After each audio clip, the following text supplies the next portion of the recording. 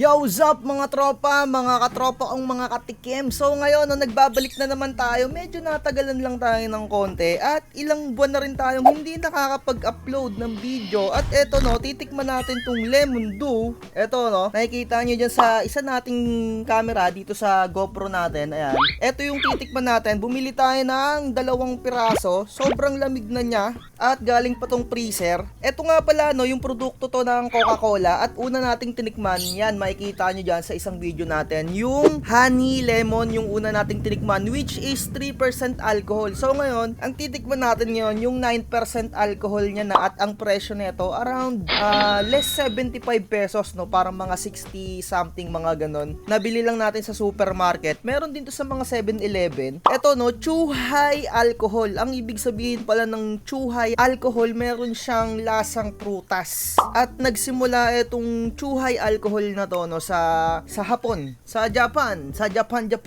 So nakita lang din natin sa isang vlogger no, uminom din siya ng ganito, yung flavored alcohol ng fruits. So talagang napakalakas nito no kung ikukumpara mo sa ininom natin nung una kasi 9% alcohol siya. So yung content nito no, same lang din nung una, yung lemon tapos in-infuse ng alcohol, ibig sabihin hinalo do sa alcohol yung lemon. Tapos meron siyang sparkling water kasi ganun lang naman talaga yung lasa nung una no, para siyang soda water lang na pinigaan mo lang ng lemon tapos may konting alcohol. Ewan ko lang dito kung gaano kalakas etong alcohol content neto dahil 9% eto. So wala namang makikita ditong parang special no. Special 9% alcohol, napakataas. Tapos nakalagay dito 17% yung juice niya. So yung natitira siguro ayun na nga yung soda water. So yung ingredients niya dito, carbonated water, ayun nga yung para soft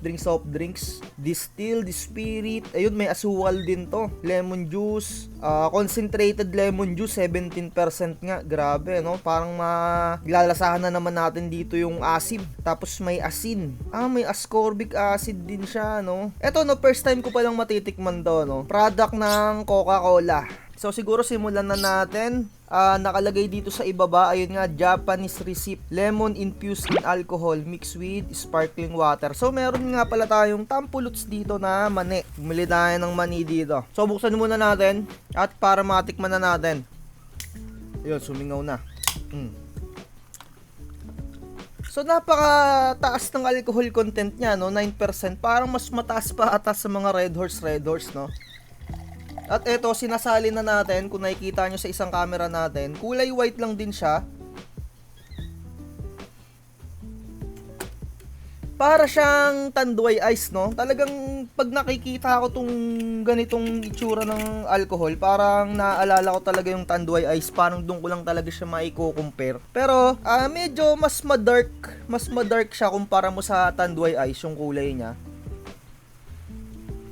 Tapos yung amoy niya talagang matapang na yung amoy niya eh. Amoy mo na yung alcohol content niya eh. Tapos parang lasang gamot no, na sa amoy pa lang parang nalalasahan ko ng lasang gamot.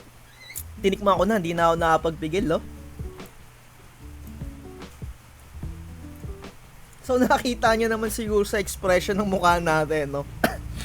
Maasim siya, maasim talagang tunay yung 17% juice na lemon na piga. Maasim siya na matamis talaga, matamis. Siguro kung ile-level ko yung pagkaasim niya, 4.5 4.5 over 5 yung pagkaasim niya. Pero yung tamis niya mga nasa 4.8 or parang, basta matamis talaga siya, parang same din, 4.5 over 5 yung tamis niya. At medyo nag-init na yung yung pagka-inom ko, no, pagka-digest ko. Ramdam ko na kaagad yung alcohol content niya. Tapos lasang-lasa mo talaga yung pagka-citrus at saka yung parang lasa siyang gamot. Medyo mayroon siyang aftertaste ng konti. Inumin pa natin ng konti pa.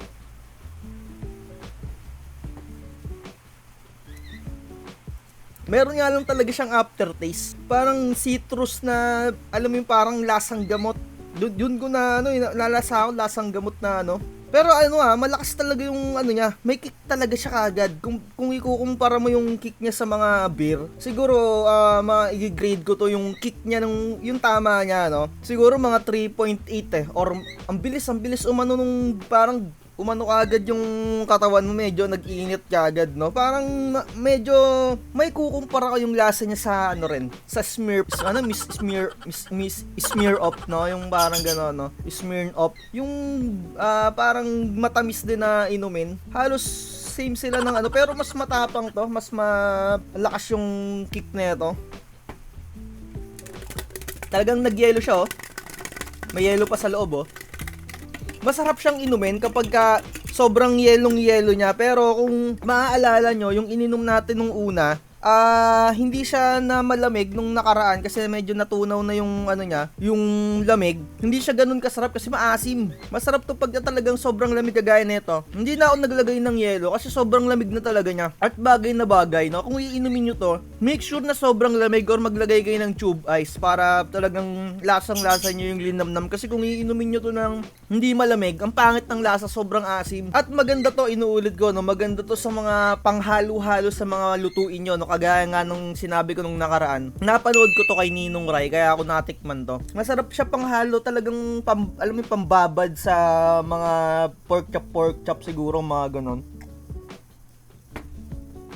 Malakas yung nga niya to.